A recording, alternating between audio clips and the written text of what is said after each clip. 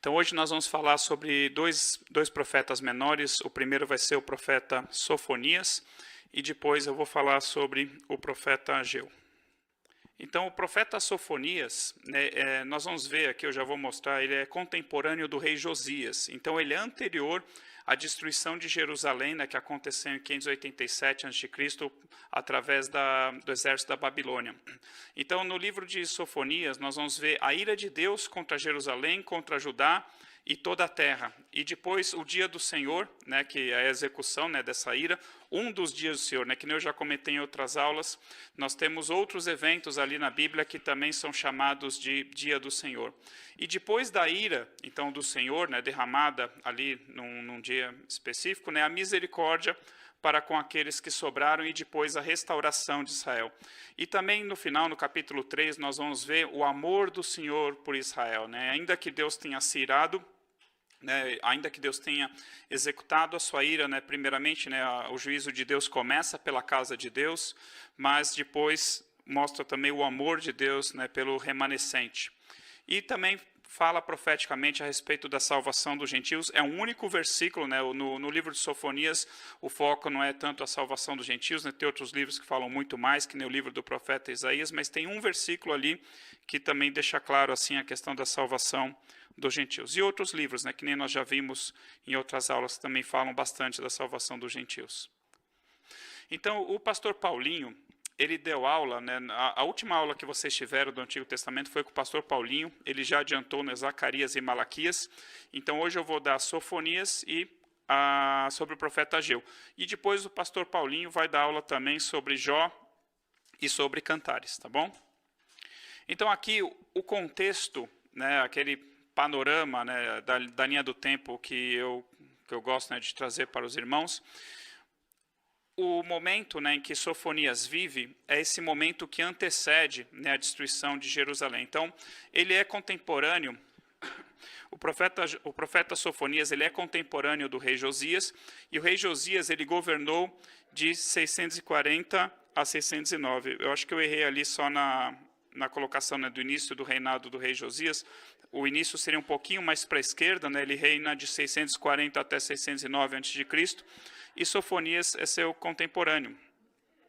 Então, assim, ainda temos alguns anos, a destruição acontece em 587, mas Sofonias já está profetizando a respeito desse dia. Assim como Jeremias, Sofonias nós vamos ver aqui, que ele é contemporâneo também do profeta Jeremias. E eu coloquei aqui um ponto muito importante, Josias, o rei Josias, foi um rei excelente. Aqui, para quem não se lembra, o que está em verde aqui são os reis que foram muito bons, os reis de Judá que foram muito bons. Os reis vermelhos foram péssimos e os reis amarelos foram ruins, assim, mas nem tanto que nem os outros. Mas o problema é que, assim, os reis em vermelho, por exemplo, Manassés, eles foram tão ruins, mas tão ruins, que Deus resolveu destruir Judá por causa deles. Então, o avô do rei Josias foi o rei Manassés, e ele foi o pior rei de todos os tempos. Ele conseguiu ser pior até mesmo do que os reis do Reino do Norte. E eu vou trazer aqui para os irmãos 2 slides, relembrando os irmãos sobre os pecados do rei Manassés, e que mostra por que Deus está tão irado.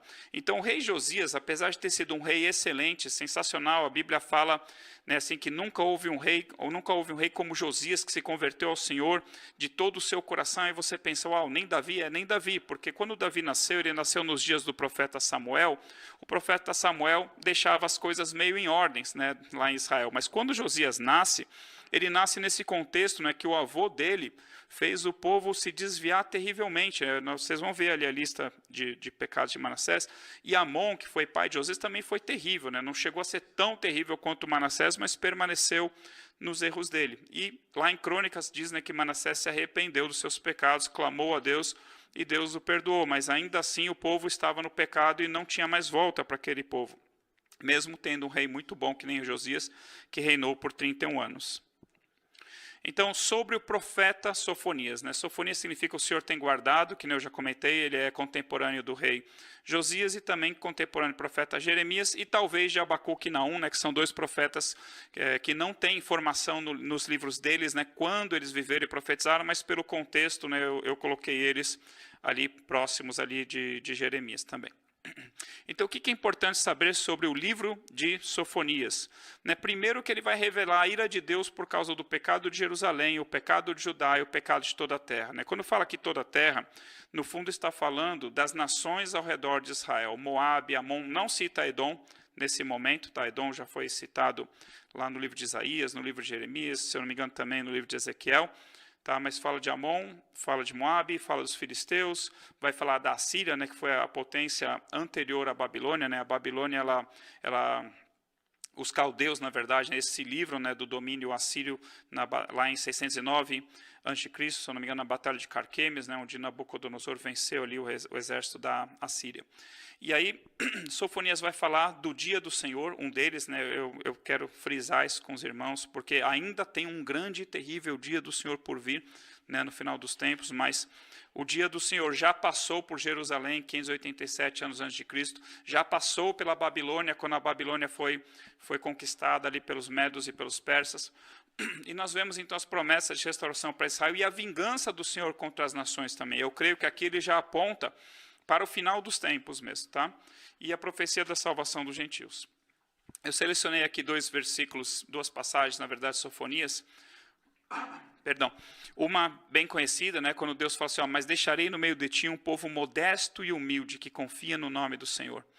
E esse outro, o Sofonias 3, 14 a 17, eu vou deixar para ver com vocês um pouquinho mais para frente. Então, aqui um breve panorama, Sofonias só tem 3 capítulos, só que ele tem coisas bem interessantes, Então, o capítulo 1 vai falar da ira de Deus, e vai falar quem Deus vai exterminar, quem Deus vai castigar, e que o dia do Senhor está próximo, ou estava próximo, aquele dia do Senhor específico.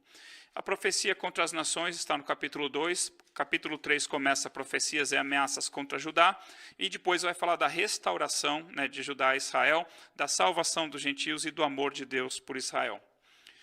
Então, por que Deus estava tão irado? Então, eu trouxe aqui 2 slides da minha aula, lá do livro de 2 Reis, se eu não me engano.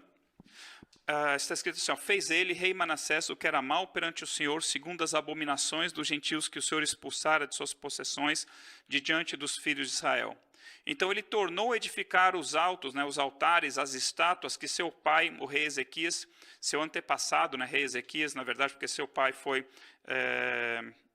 Amon. Então, Ezequias, ele deve ser bisavô, alguma coisa assim, e o rei Ezequias tinha feito uma limpa. Não, desculpa, eu estou aqui me confundindo, eu estou pensando na minha cabeça, estou em Josias, não, mas é Manassés, Uzias, Jotão, Acaz, Ezequias, Manassés. Isso mesmo, perdão, o rei Ezequias é pai do rei Manassés, é isso mesmo. Então, o rei Ezequias foi um rei sensacional, que ele restaurou o templo, ele ensinou a palavra de Deus no território ali de Judá, ele limpou a idolatria, aí vai lá Manassés e desfaz tudo de bom que seu pai havia feito. Então, ele traz também a adoração para Baal, para Judá, ele copiou ali o que o rei Acabe fez em Israel, e assim foi. E olha só o terceiro parágrafo, e queimou seu filho como sacrifício. Adivinhava pelas nuvens, era agoureiro, era supersticioso, e tratava com médiuns e feiticeiros, prosseguiu em fazer o que era mal perante o Senhor para o provocar a ira. Então, todos esses pecados de idolatria, todos esses pecados de envolvimento com outras religiões, isso fez com que a ira do Senhor viesse contra Judá. E olha só, como se não bastasse isso, ele colocou uma imagem de escultura dentro do templo do Senhor, para provocar o Senhor a ira. E aí Deus fala assim, no finalzinho aqui do trecho em amarelo. Então, eles não fizeram segundo tudo que lhes tenham mandado e conforme toda a lei que Moisés, meu servo, ordenou. Eles, está falando do povo, porém não ouviram. E Manassés de tal modo os fez errar que fizeram pior do que as nações que o Senhor tinha destruído de diante dos filhos de Israel. Então, se nós lembrarmos, quando Deus fala para Abraão, olha, saiba que a tua descendência será forasteira e será escrava numa nação estranha, mas depois de 400 anos eu vou fazer eles subir desse lugar onde eles serão escravos, e eu vou trazer eles para destruir os amorreus, porque ainda não se completou a medida da iniquidade dos amorreus. Isso é, os amorreus eram um dos habitantes ali da terra de Canaã, haviam outros moradores, e Deus está falando o seguinte, olha, a minha ira contra eles está aumentando, está aumentando, está aumentando. Por quê? Por causa dos pecados terríveis que eles cometem. Então, essa história, por exemplo, de queimar o filho como sacrifício, era típico daqueles povos de Canaã, da adoração dos falsos deuses dele.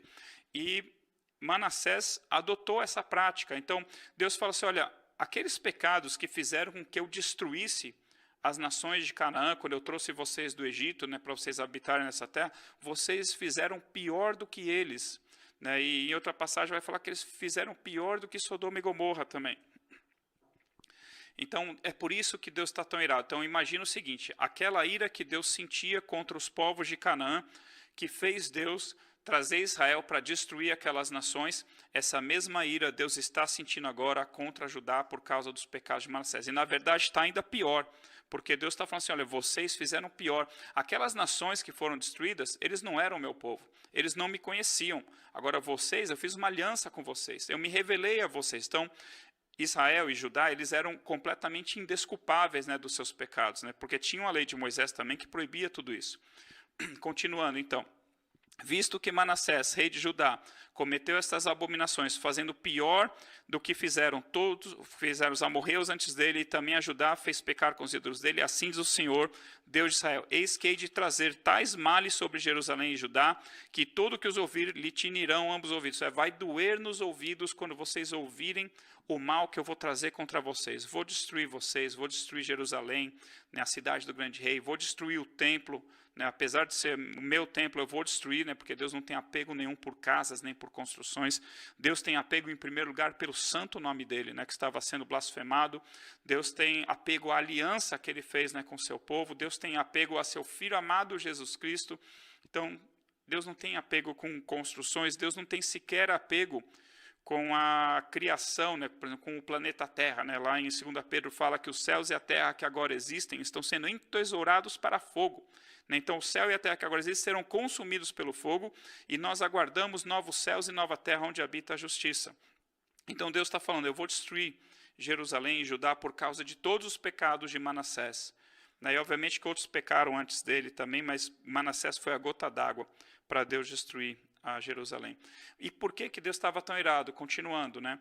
Então Deus falou assim, ó, trarei angústia, aqui já dentro do livro de Sofonias, trarei angústia sobre os homens e eles andarão como cegos, porque pecaram contra o Senhor, e o sangue deles se derramará como pó, e a sua carne será tirada como esterco. Então vocês vejam que Deus realmente está muito irado, né, contra o seu povo, por causa de todos esses pecados. Então, quem que Deus iria exterminar? Então, né, eu fiz uma introdução, recuperando o contexto, né, para os irmãos entenderem por que Deus está tão irado. Então, aqui nós já vemos a sentença. Então, eu expliquei para os irmãos por que Deus estava tão irado. E aqui vem uma sentença. Quem Deus vai exterminar, ou quem Deus iria exterminar naqueles dias. De fato, consumirei todas as coisas sobre a face da terra, diz o Senhor. Na verdade, desculpa, ali eu errei, é Sofonias capítulo 1, versículos 2 a 6. Tá? Eu acho que eu esqueci de alterar ali, tá? De 1 a 6 é de 2 a 6. De fato, consumirei todas as coisas sobre a face da terra, diz o Senhor. Consumirei os homens e os animais, consumirei as aves do céu e os peixes do mar, e as ofensas com os perversos. Exterminarei os homens de sobre a face da terra, diz o Senhor. Uau! Né? Semelhante a Gênesis 6, quando Deus mandou vir o dilúvio e destruiu homens, animais e plantas, e só salvou Noé e sua família. Né? Então Deus está de fato extremamente irado. Deus prometeu para Noé que nunca mais destruiria a terra num dilúvio de água, tá bom? Mas Deus não prometeu para Noé que ele não destruiria a terra com fogo, e nem que ele não destruiria a terra com exército inimigo, aqui no caso o exército da Babilônia. Então Deus está irado, ele quer exterminar o homem e até mesmo os animais de sobre a face da terra. Estenderei a mão contra Judá e contra todos os habitantes de Jerusalém. Então aqui Deus vai exterminar todos os judeus. Ele está falando todos. Depois eu vou falar por que ele não exterminou todos de fato, tá bom? Exterminarei deste lugar o resto de Baal, né, os que adoram ainda a Baal, o nome dos ministrantes dos ídolos e seus sacerdotes, e os que sobre os eirados adoram o exército do céu. Então Deus vai exterminar os idólatras também. E os que adoram ao Senhor, olha só agora uma pequena diferença, e os que adoram o Senhor e juram por ele e também por Milcom, isso é, aqueles que fazem ecumenismo religioso. Então tinham pessoas que adoravam a Baal, mas tinham outras pessoas que adoravam ao Senhor, mas também a um falso Deus chamado Milcom. E Deus está falando assim, eu também vou exterminar eles, né? Porque Deus odeia o ecumenismo religioso também, né? Porque não há outro Deus senão o Deus de Israel. Isso fica muito claro no livro de Isaías. Deus fala assim, quem vocês querem me comparar para que eu lhe seja igual?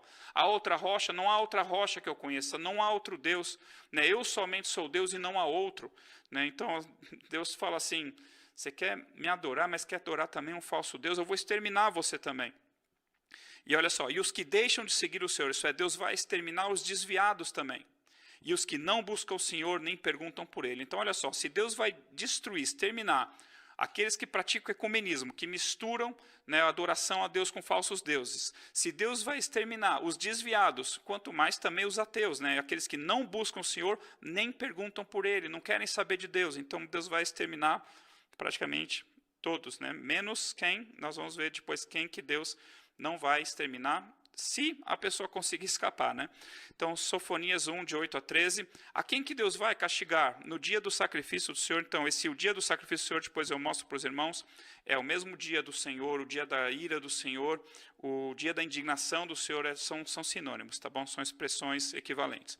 No dia do sacrifício do Senhor, hei de castigar os oficiais, os filhos do rei e todos os que trajam vestiduras estrangeiras. Então, isso é, Deus vai castigar os líderes militares, a família real e todos que se vestiam como estrangeiros. Entendam isso, aqueles que se contaminam com o mundo, aqueles que trazem estrangeirices, né, mundanismos, né, para o povo santo.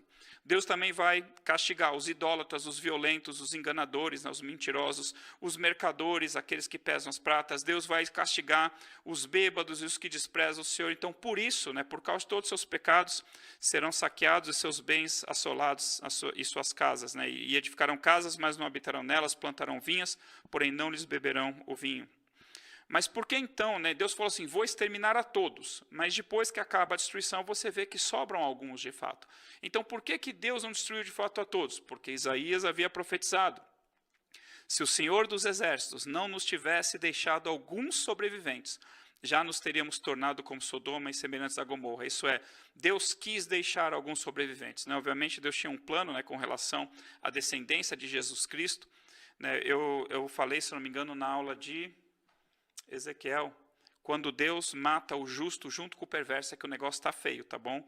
Então, Ezequiel está profetizando aqui o mesmo tempo, se eu não me engano foi Ezequiel que profetizou isso, está profetizando os mesmos dias que Sofonias, e aqui em Sofonias Deus está falando, eu vou matar todo mundo, eu vou exterminar todos eles, vou exterminar os animais juntos. Por quê? Porque o Senhor está irado. Então, mas por que Deus não exterminou todo mundo? Também Abacuque 3:2, né? Abacuque profetiza assim, tenho ouvido, ó Senhor, as tuas declarações e me sinto alarmado. Aviva a tua obra, ó Senhor, no decorrer dos anos, e no decurso dos anos faze-a conhecida. Na tua ira, lembra-te da misericórdia. Então, ali no meio da execução da ira do Senhor, né, Deus também se lembrou de usar de misericórdia para com alguns. Então, o dia do Senhor estava próximo, né? Essa era a mensagem que Sofonias estava pregando. Mas aí eu pergunto, então, qual dos dias do Senhor estava próximo? Então, para nós entendermos de qual dia do Senhor ele está falando, nós temos que ver os detalhes da profecia.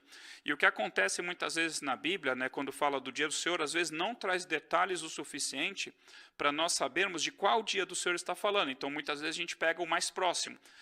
O próximo dia do Senhor que ia acontecer aqui era a destruição de Jerusalém em 587 a.C. pelas mãos de Nabucodonosor. Então, como não tem detalhes de qual dia do Senhor, se ele falasse assim, olha, no final dos tempos, nos últimos tempos, aí a gente começa a falar, tá bom, ele está falando do dia do Senhor lá de Apocalipse, né? Mas não, aqui eu estou assumindo, né, eu vou assumir que ele está falando do dia do Senhor, o próximo, naquele que estava mais próximo, porque olha só, ele fala assim, ó, cala-te diante do Senhor Deus, porque o dia do Senhor está perto. Então, obviamente que esse perto não poderia estar falando do dia do Senhor lá em Apocalipse, pois o Senhor preparou o sacrifício e santificou seus convidados. Sofonias 1, 14 a 16. Agora, está perto, o grande dia do Senhor está perto e muito se apressa. Atenção, olha só essa descrição do dia do Senhor. O dia do Senhor é amargo e nele clama até o homem poderoso. Aquele dia é dia de indignação, dia de angústia, e dia de alvoroço e desolação, dia de escuridade e negrume, dia de nuvens e de densas trevas, dia de trombeta e de rebate contra as cidades fortes e contra todas as torres altas. A torre alta tem a ver também com relação à soberba. Então, Sofonias profetizou, né, não diz exatamente quando, mas foi dentro ali do reinado de Josias, que foi de 640 a 609. Então, considerando o dia mais próximo, o dia do Senhor, que foi em 587, então, na pior das hipóteses, seria dali a 22 anos. Vamos supor que ele profetizou isso em 609 a.C. Então, dali a 22 anos iria acontecer essa destruição. Ou, na melhor das hipóteses, em 53 anos. Mas o que é importante é que muitas das gerações que estavam vivas nos dias de Sofonias passaram por aquela destruição. Então, o que eu quero dizer com isso? Né? Jeremias também, por exemplo. Jeremias profetizou arrependimento por 43 anos, né? E ele continua ainda o seu ministério, 23 anos. O profeta Jeremias profetizou por 23 anos que Deus estava mandando o povo se arrepender, e se o povo não se arrependesse, eles seriam destruídos. E por 23 anos pregando e as pessoas não criam. Por 23 anos pregando e as pessoas não criam. Aqui ele está profetizando de entre 22 e 53 anos, ó, daqui a pouco, algumas das gerações que estão vivas vão ser destruídas se não se arrependerem. Então isso nos faz pensar também das profecias que nós temos ouvido hoje sobre a volta de Jesus, né? Porque para o Senhor está muito próximo. Aí para nós, né, que vivemos sobre essa terra, talvez a gente fale, não, 20 anos é muito tempo, ou 10 anos, mas assim, mas ninguém pode falar, não, eu acho que o Senhor não volta na minha geração. Não tem como falar uma coisa dessa. Né? Os próprios apóstolos já esperavam a volta de Jesus para os dias dele. Então, assim, como que nós vamos falar, não, Jesus não volta na minha geração? Nós não podemos afirmar uma coisa dessa. Pelo contrário, nós devemos, o apóstolo Pedro diz que nós devemos nos preparar e apressar a vinda do Senhor. Apressar como a vinda do Senhor? Fazendo o que nós temos que fazer, nos preparando como noiva, nos santificando, pregando o evangelho, fazendo discípulos. Então, esse dia está próximo. Então, vamos supor, se estiver acontecendo nos nossos dias isso, né, das pessoas que estão realmente, de fato, anunciando que o dia do Senhor está perto nos nossos dias, e for o Senhor, e é o Senhor que está mandando elas dizerem isso, podemos dizer que talvez as gerações que estão aqui presentes hoje, né, aqui em 2021, vão passar, né, vão ver a volta de Jesus, vão passar pelo final dos tempos, tá bom? Então nós temos que ficar atentos, né? Já discutimos sobre isso, né, lá no seminário, e também o pastor Chori falou no curso de obreiro, né, sobre a escatologia. Independentemente se você crê que é pré-tribulacionismo, meso ou pós, nós temos que estar sempre prontos para nos encontrarmos com o Senhor, seja pela morte, ou seja pelo arrebatamento, ou mesmo passar por dificuldades, perseguições, tá bom? Nós, como cristãos, temos que estar sempre prontos. Então, ali eu coloquei lá embaixo, né, os sinônimos, né? Então, Sofonias 1,7 vai falar o dia do Senhor, e a tradução do Almeida Revista Atualizada está até com D maiúsculo. Depois vai falar assim, o dia do sacrifício do Senhor, Sofonias 1,8. Sofonias 1,14, o grande dia do Senhor. Sofonias 1,18, o dia da indignação do Senhor. Sofonias 2, de 2 a 3, o dia da ira do Senhor. São todos sinônimos, tá bom? Está falando do mesmo dia, do mesmo evento, da mesma destruição, isso sob o ponto de vista profético da perspectiva de Sofonias. Então, aqui, o que o profeta está enxergando? Né? E esse desenho aqui, essa figura, eu queria ter trazido antes para vocês, né, em outras aulas, mas realmente eu não consegui fazê-la, ou não consegui pensar nela, mas Sofonias talvez seja um profeta assim, ideal para trazer isso. Então, Sofonias está anunciando uma destruição que está para vir. E que nem eu falei, não tem detalhe suficiente falando assim, olha, vou trazer os caldeus contra vocês, né, que nem outros profetas anunciaram, ó, está chegando o dia do Senhor e eu vou trazer os caldeus contra vocês. Então, você sabe, ó, é a destruição de 587 a.C. pela Babilônia, mas aqui ele não fala. Ou vai ser os caldeus, vão ser os romanos, ou vai ser o anticristo, né? Que nem fala lá no Daniel capítulo 9, a respeito dos 7 últimos anos. Nos primeiros 3 anos e meio, né, o anticristo vai fazer uma aliança de paz com Israel. Depois, quando estiverem dizendo paz e segurança, eis que lhe sobrevirá repentina destruição. Então, na metade dos 3 anos e meio, a aliança é violada e vem os exércitos contra Israel. Jerusalém vai ser destruída. Zacarias 14, né, vai falar da destruição de Judá, destruição de Jerusalém. E aí, finalmente, Jesus Cristo desce do céu. Seus pés estarão sobre o Monte das Oliveiras, que se partirá no meio, e o povo fugirá, e Deus vai guerrear, então, por Israel. Mas será destruído, passará por destruição nos últimos 3 anos e meio lá dos 7 anos de Daniel no final dos tempos. Então, o que o profeta Sofonias está enxergando? Pelas características, né, do que ele está profetizando, eu assumi, né, e estou passando aqui para vocês, que ele está profetizando desse dia do Senhor que estava mais próximo. Faltou colocar nesse slide, né, qual o dia do Senhor que ele está profetizando, qual a destruição de Jerusalém. Porque nesse caso aqui, o dia do Senhor é a destruição de Jerusalém. Mas, que nem eu comentei, houve um chamado dia do Senhor, que foi a vez da destruição da Babilônia através dos Medo-Persas, tá? Então, Jerusalém foi destruída em 587 anos antes de Cristo pela Babilônia, em 70 depois de Cristo pelo exército romano, e passará por uma nova destruição. E entre 70 e o final dos tempos, passou também por outras destruições, tá? Mas foram, assim, entre aspas, coisas intermediárias, né? Eu acho que esses são os grandes marcos, tá bom? Mesmo porque eu creio que Jesus, ali na destruição de Jerusalém, de Mateus 24, ele está profetizando primeiramente a destruição que veio de 70 depois de Cristo. Tá? Então, como escapar do dia do Senhor? E não adiantava nada Israel ou Judá falar assim, olha, está vindo um grande exército contra nós, vamos colocar um exército mais numeroso ainda, vamos alugar os etíopes, vamos alugar os egípcios para nos ajudar, vamos também contratar mercenários da Síria. Não adianta nada. Por quê? Porque o próprio Senhor quem iria pelejar contra eles. É isso que ele já tinha anunciado em Jeremias 21, de 3 a 10, aquele trecho em vermelho. Pelejarei eu mesmo contra vós outros, com braço estendido e mão poderosa, com ira, indignação e grande furor, anunciando a destruição de 587 anos antes de Cristo. Então não adianta colocar um exército gigantesco, um exército poderoso, né? Nem se Judá tivesse uma bomba atômica naqueles dias, ele conseguiria derrotar o exército da Babilônia, porque era o Senhor quem estava pelejando contra eles por causa de todos os pecados de Manassés. E Deus ainda estava dando uma das últimas chances lá em Jeremias, falando assim, olha, eu dou uma chance para vocês, eu dou a última chance de vocês escolherem a vida. Se vocês voluntariamente se renderem a Nabucodonosor, aquele que se render a ele vai sobreviver. Mas aquele que não quiser se render voluntariamente e ficar nessa cidade, vai morrer pela fome, pela peste e pela espada. E vou queimar essa cidade também. Então, não tinha como eles ganharem a guerra. Então, como que eu consigo escapar, né, no dia do Senhor? Sofonias 2:3, buscai o Senhor, vós todos os mansos da terra, que cumpris o seu juízo. Então está falando de pessoas obedientes a Deus. Busquem a Deus. Buscai a justiça, buscai a mansidão. Porventura, isso é, talvez, vocês lograrão esconder-vos no dia da ira do Senhor. Isso é, se vocês buscarem ao Senhor, se vocês buscarem a justiça, se vocês buscarem a mansidão, talvez vocês consigam escapar no dia da ira do Senhor, tá bom? Então, foi um dia difícil. E vai ter novamente esse dia difícil. Isaías 26, de 20 a 21. Vai, pois, povo meu, Deus falando para o seu povo, vai, pois, povo meu, entra nos teus quartos e fecha as tuas portas sobre ti, esconde-te só por um momento até que passe a ira do Senhor. Então, vai ter que se esconder. Né? Quando vem a ira do Senhor, se esconde, ora, clama ao Senhor, busca a Deus, quem sabe, né, você consegue escapar. Aí, se você acredita no pré-tribulação, assim, o que eu quero dizer também é o seguinte, não adianta você acreditar no pré-tribulacionismo se for pós. Né? Ah, não, eu acredito no pré, então eu não vou passar. Não, se você acredita no pré, mas se for pós, vai ter que passar. Agora, se você acredita no pós e for pré, ótimo, glória a Deus, vamos escapar de tudo isso. Mas temos que estar prontos, né? Temos que estar santificados, buscando a Deus, buscando refúgio no Senhor, tá bom?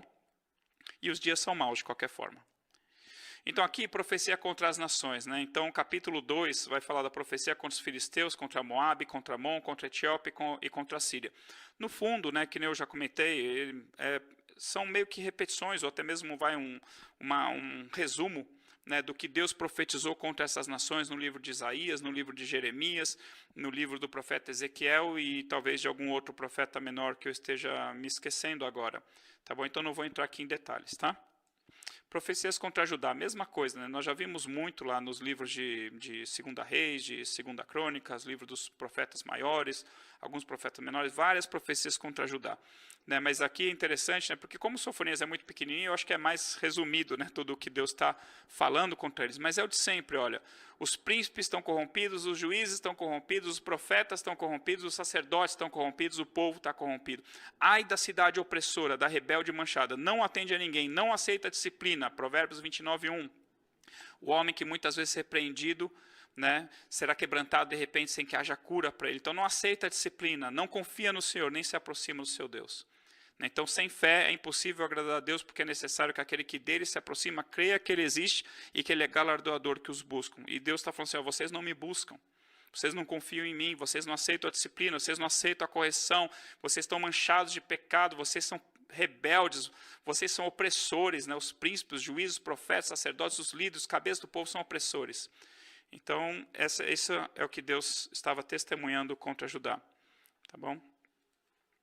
Promessas, então, finalmente, né, que nem eu falei, né, Deus fala a respeito da destruição, mas para aqueles que restarem, para aqueles que sobreviverem, né, vai ter uma promessa de restauração futura e nós vamos ver a declaração de amor também pelo seu povo, né, depois que passa a sua ira. Então aqui Sofonias 3, de 8 a 13, naquele primeiro trecho, é um dia da vingança do Senhor contra as nações, muito semelhante a Joel 3 e Zacarias 14, de 1 e 3. Então, é que eu não fiz um outro slide, assim, o que o profeta está enxergando, mas eu deveria ter feito aqui, né, um slide aqui depois desse, mostrando assim, o que ele está enxergando, qual restauração que ele está falando.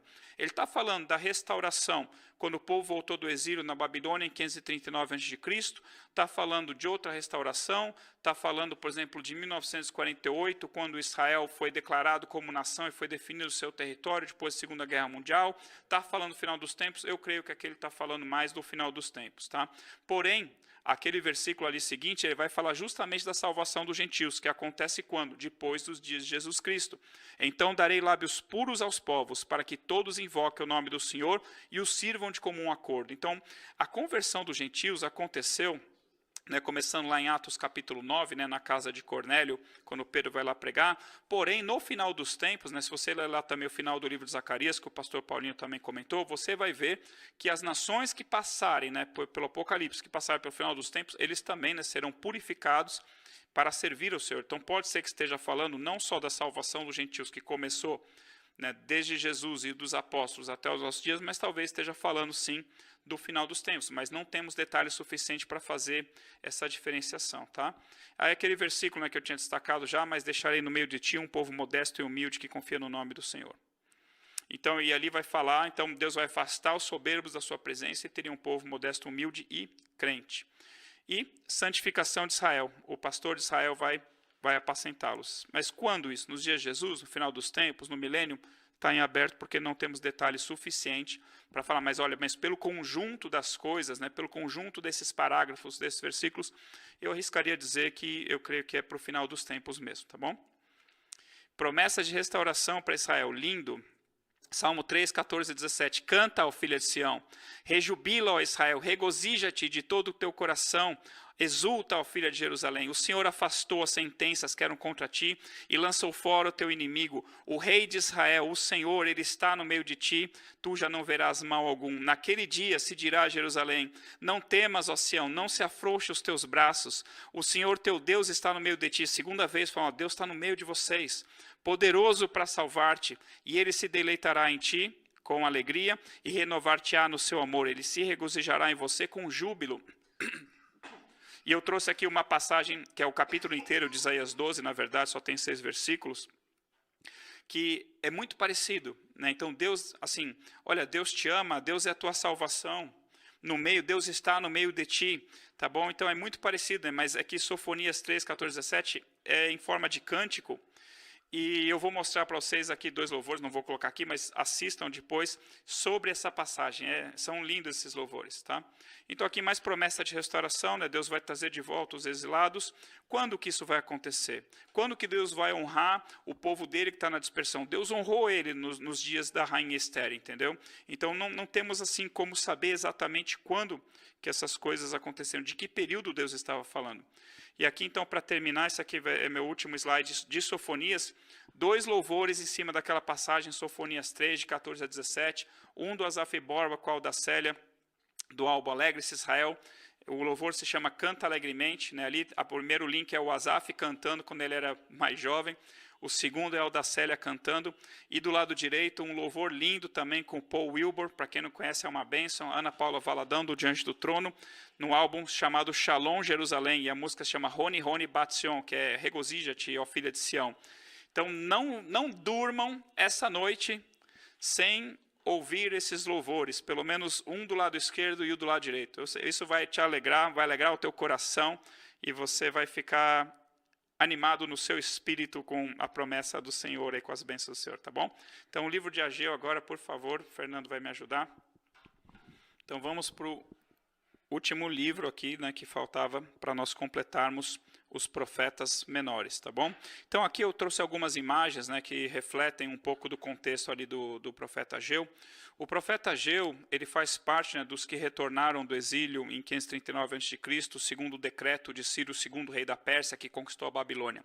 E ali é uma foto, acho que se chama Estela, é o decreto ali de Ciro, permitindo a volta, está no museu, não lembro agora em qual museu, se no museu na Inglaterra, ou na Alemanha, ou nos Estados Unidos, mas é um cilindro de Ciro, com escrita cuneiforme, se não me engano, descrevendo a sua linhagem real, como ele conquistou a Babilônia e permitindo o retorno dos povos às suas nações e o culto aos seus deuses. Então, nesse pacote, está o retorno dos judeus para Jerusalém e a ordem para que o templo fosse reconstruído. Porém, o templo ele parou de ser reconstruído porque os judeus encontraram oposição né, dos povos que viviam ao redor e dos povos que passaram a habitar ali na região do norte, ali na região onde era Israel, Samaria, e eles não queriam que o povo judeu prosperasse, não queriam que o povo judeu reconstruísse o templo, não queriam que o povo judeu reconstruísse a cidade, e eles começam a mandar cartas, né, para os reis daquela época, os reis que subjugavam naqueles povos, falam assim, olha, se esse povo judeu reedificar aquela cidade perversa, se eles levantarem os seus muros, vocês não vão mais ter domínio sobre essa região desse lado do rio Eufrates, né? Porque esse povo no passado foi governado por reis poderosos, né? Está citando ali Davi, está citando Salomão, está citando o próprio rei Uzias, né? Que foi poderoso também. E aí o que acontece? O povo para de edificar a casa do Senhor e Deus manda, entre outras coisas, a seca, né? Então, por isso que eu coloquei esse solo laterizado. E ali eu coloquei ali uma foto, né, da construção, né, de uma edificação, né, e também uma cruz, né, supostamente, né, obviamente que não é Jesus, né, mas ali simbolizando, né, Jesus Cristo levando a sua cruz, porque eu creio que no livro de Ageu tem uma referência a isso, mas eu vou falar isso com cuidado, tá bom? Então, retomada a construção do templo de Jerusalém, o que acontece quando o homem para de edificar o templo do Espírito Santo, né? Vai mostrar, o livro de Ageu vai nos mostrar o que acontece. E também fala quando o Senhor desperta o espírito do homem para a sua obra, e a cruz e a edificação do templo do Espírito Santo. Então, como eu falei, o último livro que faltava dos profetas menores, depois na próxima aula de Antigo Testamento, né, daqui a 2 semanas, o pastor Paulinho vai falar de Jó e Cantares, de Jó, desculpa, de mais para frente de Cantares, tá? Então, aqui o contexto, né, o profeta Ageu, ele é posterior, então, ao cativeiro na Babilônia. Ele veio, né, junto com a leva de cativos que vieram com Zorobabel, né, que foi nomeado governador de Judá por Ciro II, e com Josué, o sumo sacerdote daqueles dias. Então, nessa leva vieram os profetas Ageu e Zacarias. Mas o contexto onde eles profetizam é no ano de 520 a.C., né? Eu poderia ter colocado ali mais especificamente, mas mais para frente fala. E Ageu e Zacarias, eles aparecem no livro de Esdras, né, nos capítulos 5 e 6. Então, né, essa divisão de Esdras 1 e 6, de 7 a 10, eu já tinha mostrado para vocês quando eu falei do livro de Esdras. Né, então, existe um hiato, né, entre o capítulo 6 e o capítulo 7. Neemias é de 445 a.C., Esdras é de 458 a.C., e aqui nós estamos falando de algo que aconteceu em 520 a.C., mas Esdras relata, né, o que aconteceu no capítulo 5 e no capítulo 6, né, por que eles pararam de reconstruir o templo, como que eles retomaram e como Deus foi favorável a eles, tá bom? Então, sobre o profeta Ageu, o nome Ageu significa festivo, então não é citada a origem dele, mas provavelmente então voltou com o povo do cativeiro em 539.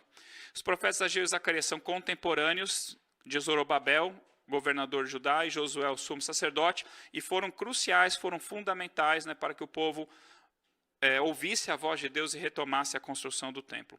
E eles trabalharam pessoalmente na reconstrução, não foi só assim, olha, Deus está falando para vocês reconstruir o templo, não, eles profetizaram e eles literalmente puseram a mão na massa, trabalharam com suas próprias mãos na reconstrução. Então, eu acho muito legal isso, né? Eles foram participantes da obra, né? E que nem eu comentei, estão citados em Esdras 5 e 6.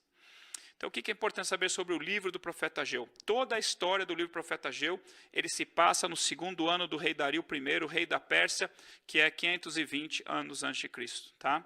Esse rei Dario, deixa eu pensar, talvez seja o mesmo rei Dario lá do livro de Daniel, capítulo 6, eu creio que sim, tá? Então, o contexto de Ageu está dentro de Esdras de 1 a 6, na verdade é Esdras capítulo 5 e 6, tá? Então eu tenho aqui alguns slides só para relembrá-los desse contexto. Ele revela por que os judeus retomaram finalmente a reconstrução do templo de Jerusalém, mostra o que acontece quando o homem para de edificar o templo do Espírito Santo, isso é, quando o homem descuida da sua vida espiritual.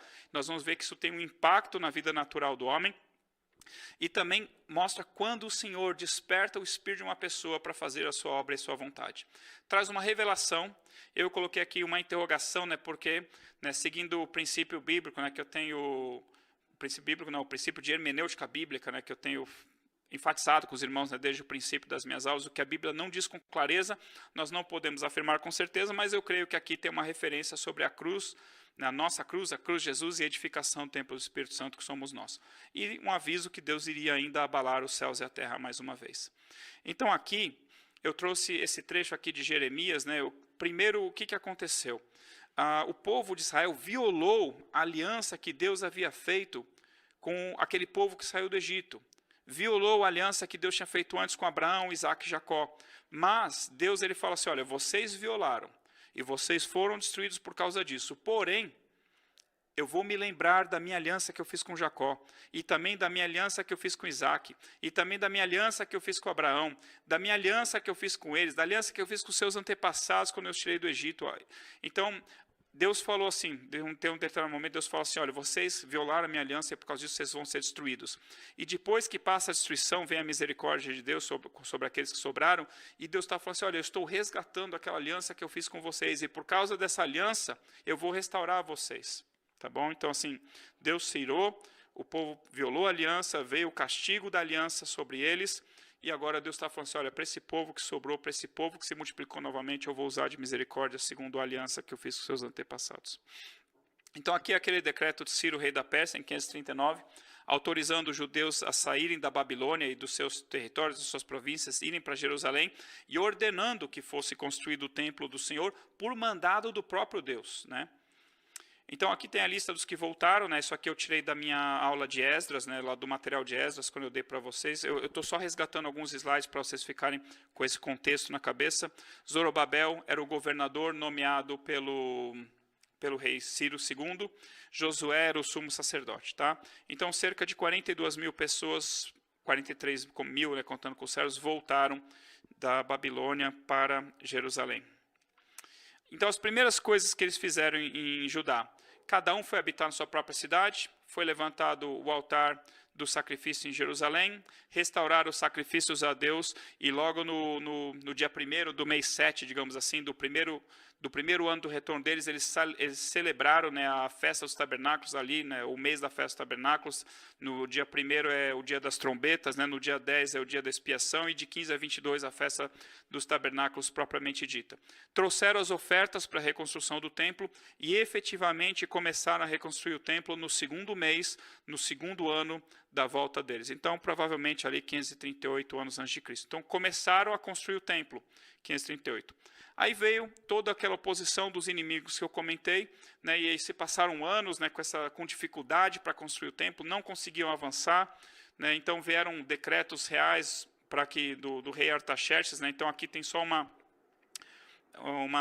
confusão, né, porque assim, o Artaxerxes, né, que o mundo conhece, ele reinou de 465 a 425 a.C., mas esse Artaxerxes que mandou parar a construção é anterior a Dario I, talvez fosse um apelido desse tal de Esmerdes, talvez fosse o apelido de algum governante, né, que governou aí, talvez nem necessariamente fosse rei de todo o Império Persa.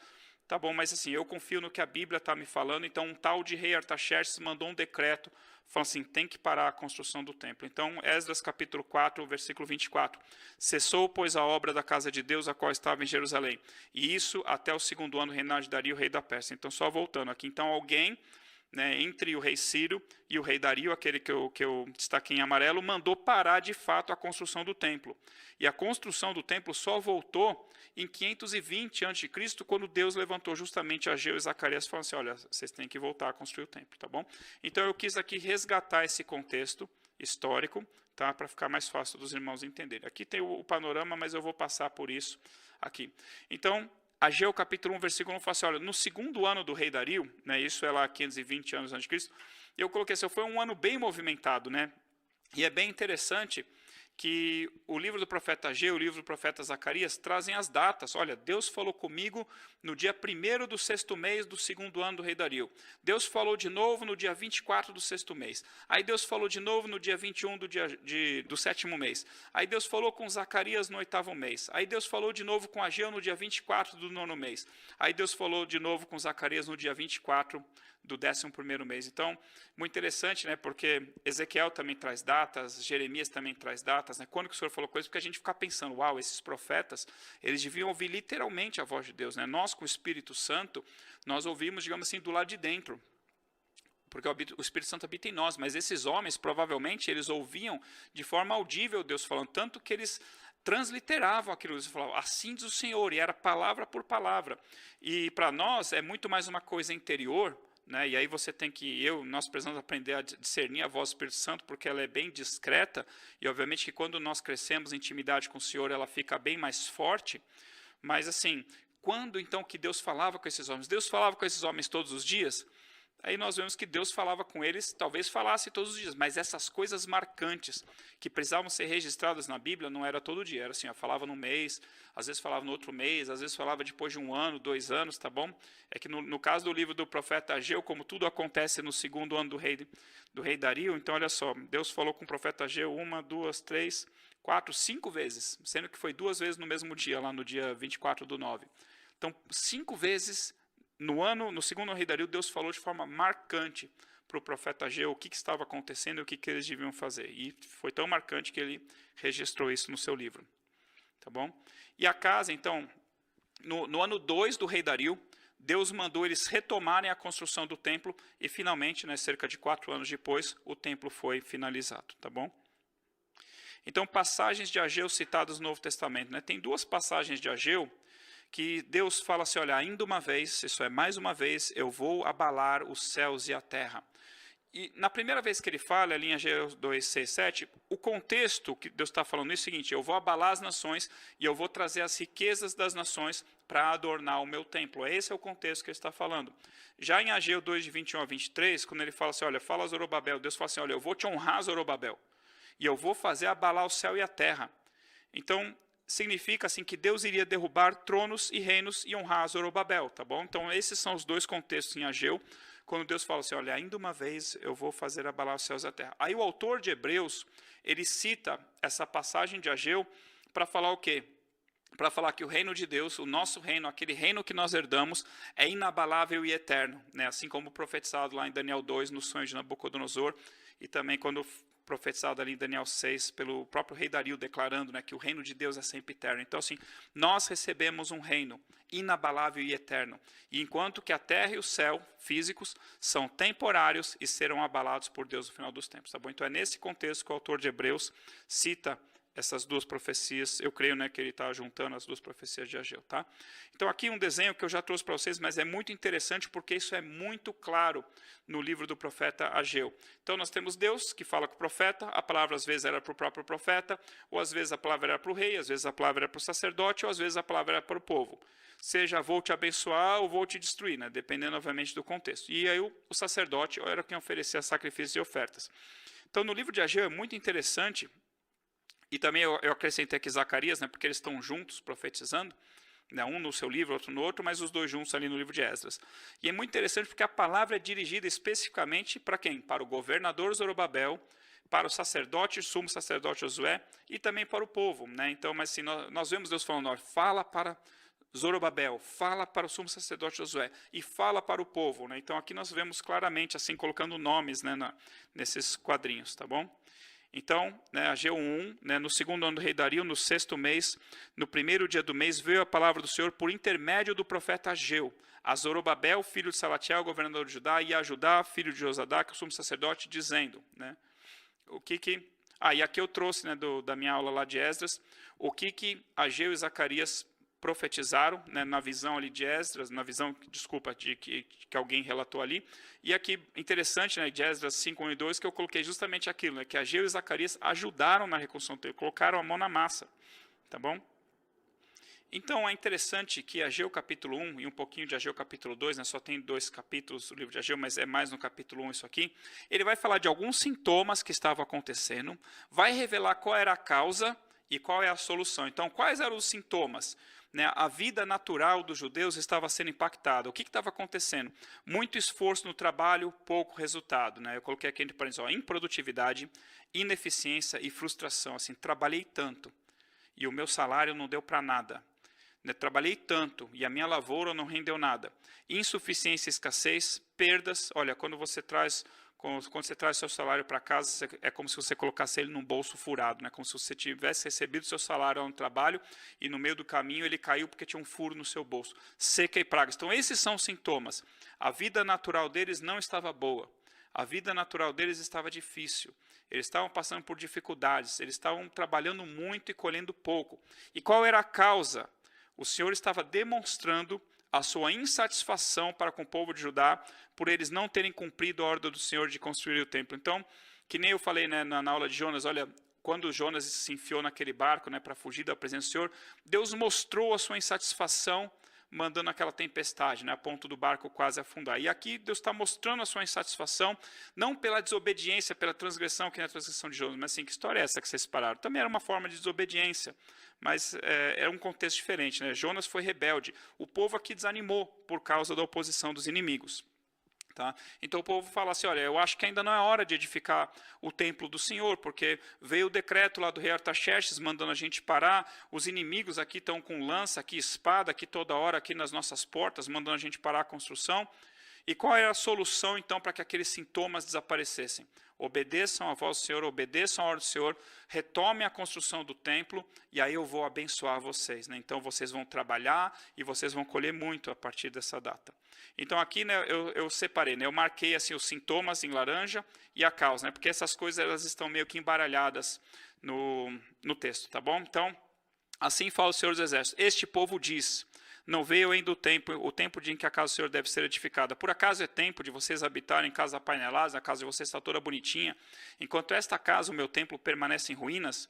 Então essa era a causa das dificuldades que eles estavam passando. Aí Deus vai falar, olha, vocês não repararam? Repara o seguinte, ó, vocês têm semeado muito e recolhido pouco, né? Aí aquela questão do muito esforço, trabalho, pouco resultado, frustração, improdutividade, ineficiência. Vocês comem, mas não chega para fartar, vocês bebem, mas não chega a saciar, vocês se vestem, mas ninguém se aquece, insuficiência e escassez. E aquele que recebe o salário, recebe-o para pôr num bolso, num saquetel, num saco furado, perdas. Ageu 1, 9 a 11, vocês esperaram muito, e eis que veio a ser pouco. E esse pouco, quando vocês trouxeram para casa, eu com um assopro dissipei. Então era Deus quem estava causando tudo aquilo na vida deles. Por quê? Diz o Senhor dos Exércitos, por causa da minha casa, que permanece em ruínas, ao passo que cada um de vocês corre por causa da sua própria casa. Por isso, eu mandei a seca, né? Aqui ele fala um monte de coisa, mas resumindo assim, por isso eu mandei a seca sobre vocês, eu mandei a escassez, eu mandei a insuficiência, eu mandei a frustração, a improdutividade, né? Eu impactei a vida natural de vocês para vocês entenderem que vocês não podem descuidar do templo do Espírito Santo, vocês não podem descuidar da vida espiritual de vocês. Então aqui vai falar da solução, né? Então aqui, Ageu 2, 15 a 9, vai falar também da causa, novamente, vai tocar no assunto da causa, vai falar dos sintomas e vai falar da solução. Então, a causa, né? Olha, antes de vocês colocarem pedra sobre pedra no templo, antes daquele tempo, isso é, quando vocês não estavam edificando a minha casa, o que acontecia? Vocês vinham um monte de 20 medidas e havia somente 10, perda. Vinham ao lagar para tirar 50 e havia somente 20 litros, né, ou 20 batos lá de vinho. Eu feri vocês com queimadura, com ferrugem, com saraiva, né, com pragas, né, na lavoura de vocês. E não houve entre vocês quem voltasse para mim, diz o Senhor. Então isso me lembra de Amós capítulo 4. Todas as coisas que Deus fez para ver se o povo se humilhava, se arrependia, se voltava. E o povo não voltava para Deus, então Deus mandava uma coisa nova, mais uma praga, mais um castigo, mais uma punição, mas o povo não atentava para o Senhor. Depois lê lá Amós 4, de 4 a 12, tá bom? Eu citei isso na minha aula de Amós. Já não há semente no celeiro, além disso a videira, a figueira, a romeira e a oliveira não têm dado seus frutos. Abacuque nessa hora falei assim, ainda assim eu me alegrarei no meu Deus, eu me exultarei, eu exultarei no Deus da minha salvação, né? Era o que estava acontecendo aí com eles. Então, Abacuque fala assim, olha, ainda que tudo isso aconteça, eu me alegrarei, exultarei no Deus da minha salvação. Então, se Abacuque tivesse aqui, ele estaria glorificando a Deus mesmo assim, tá bom?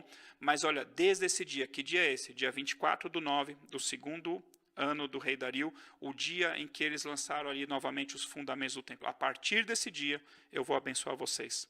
Então, Ageu 1:8, a solução... a causa, vocês estão sendo punidos, vocês estão sendo castigados, porque vocês abandonaram a vida espiritual de vocês. Qual é a solução? Subam ao monte, tragam madeira, edifiquem a casa, dela me agradarei e serei glorificado, diz o Senhor. Ageu 1:12. Então Zorobabel, filho de Salatiel, e Josué, filho de Josadac, o sumo sacerdote, e todo o resto do povo atenderam a voz do Senhor seu Deus e as palavras do profeta Ageu, as quais o Senhor seu Deus o tinha mandado dizer. E o povo temeu diante do Senhor. Uau! Quer dizer, então, que a nossa vida natural está ruim porque nós estamos descuidando da nossa vida espiritual?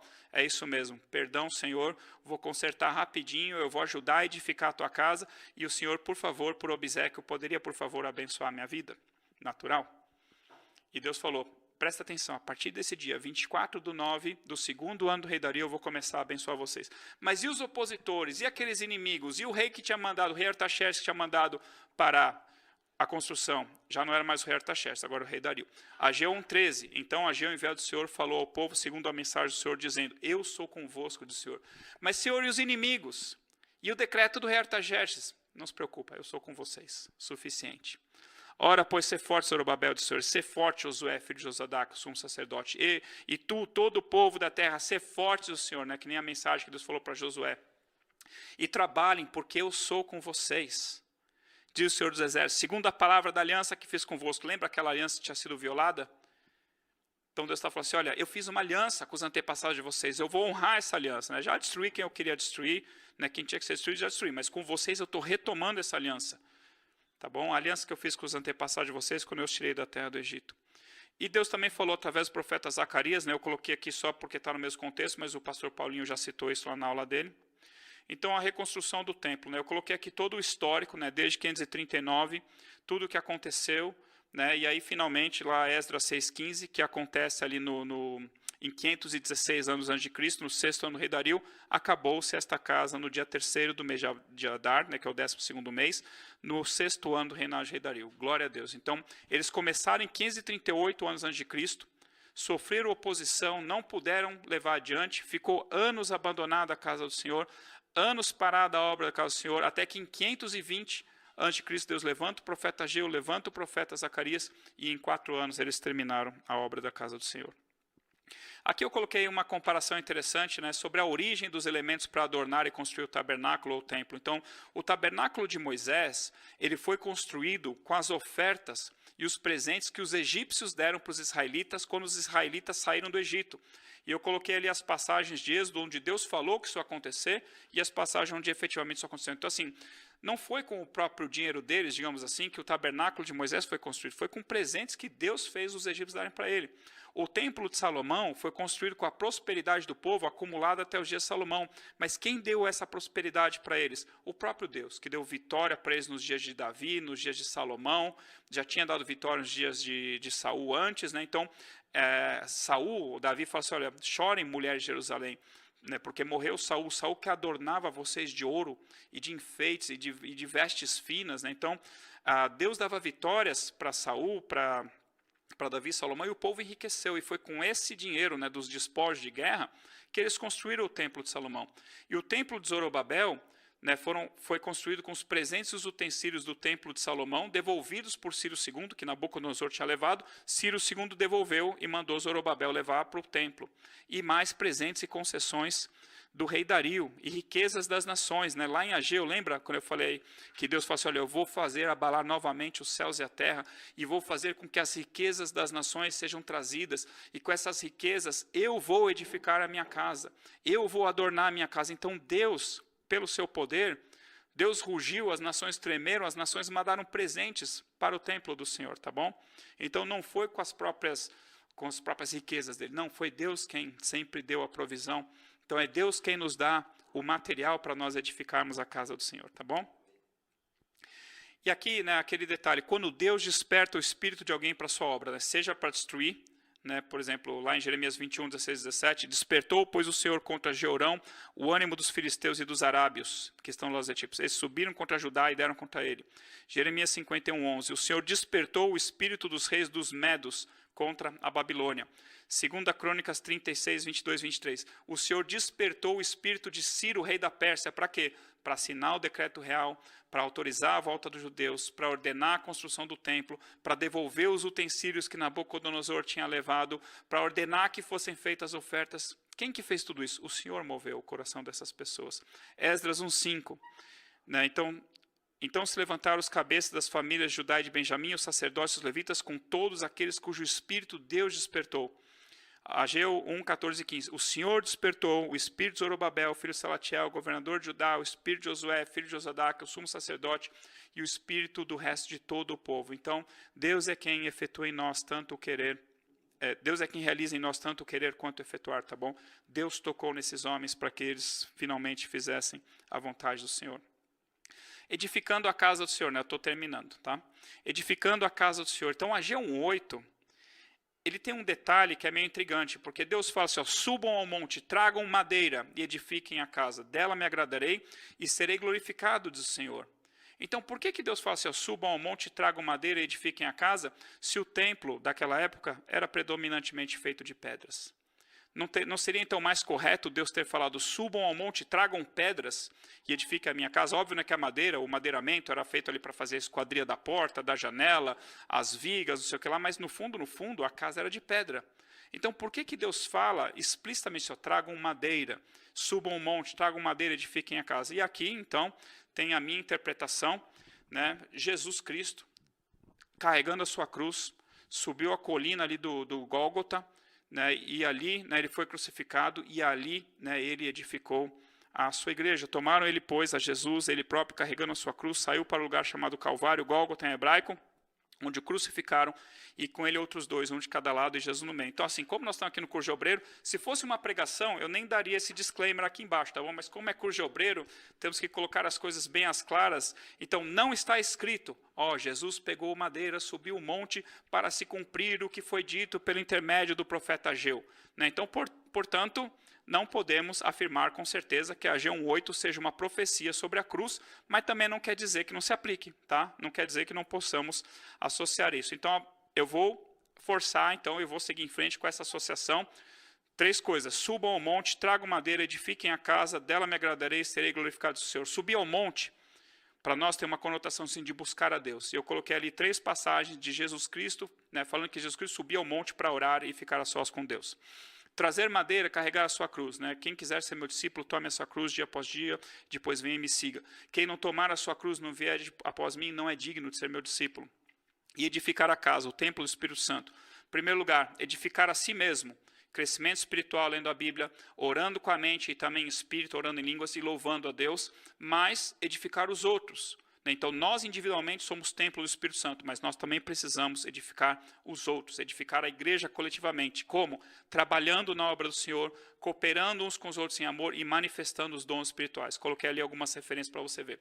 Então, qual é o resultado, né, de 1 mais 2 mais 3? É o que Deus fala assim, ó, dela me agradarei dessa casa e serei glorificado. Então, se nós fizermos o 1, o 2 e o 3, Deus vai se agradar da casa, que somos nós, o templo do Espírito Santo, e Deus vai ser glorificado através das nossas vidas.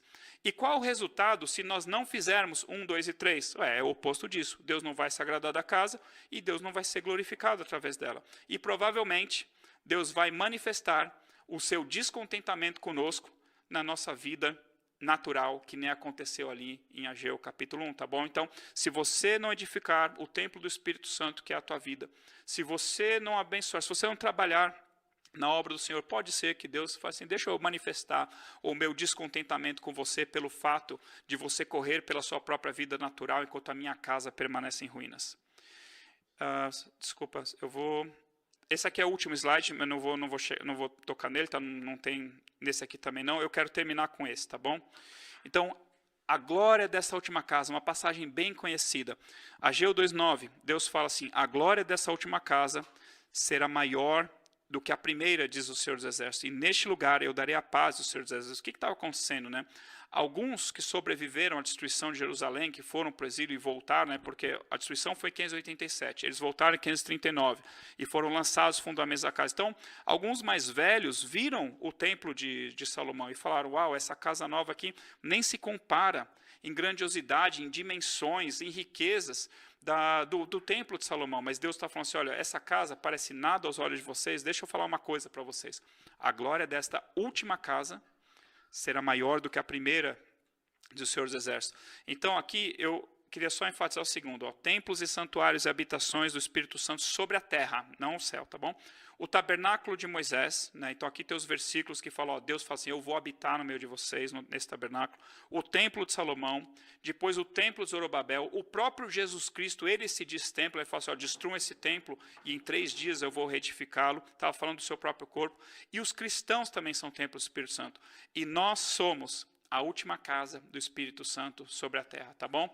Então, cuide bem dessa casa, cuida bem do seu corpo, da sua alma, do seu espírito, não descuida da sua vida espiritual, edifica a sua vida espiritual, lendo a Bíblia, orando em línguas, louvando a Deus e trabalhe também na obra do Senhor, né? Use os dons espirituais que Deus te deu para você edificar também a vida do seu irmão e edificar a casa do Senhor, tá bom? Deus te abençoe, foi uma honra para mim, poder dar essa aula para vocês e as demais aulas. Que Deus te abençoe, em nome de Jesus, boa semana.